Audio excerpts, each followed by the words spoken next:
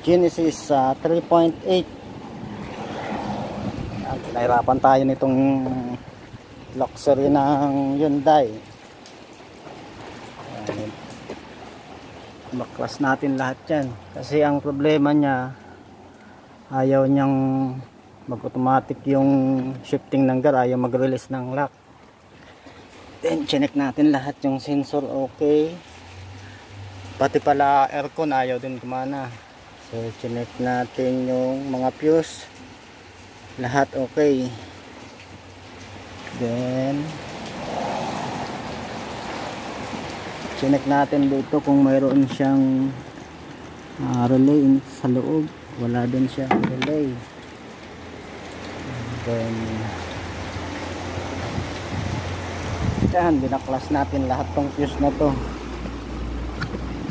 pero wala pa rin, ayaw gumana. So ngayon kita ko dito ang problema niya, yan, putol-putol ang wire, mga ibinangga ng Koreano. So ngayon ito, nagbalik din tayo ng sensor ng aircon, pero ganun pa rin.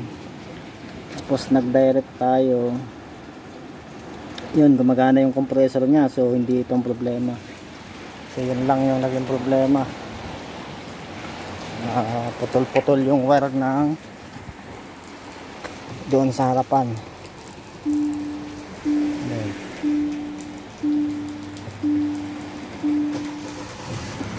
Ayan. So ngayon okay na siya. Then ang aircon, yan, super lamig. Okay na mga guys, electrical lang yung problema.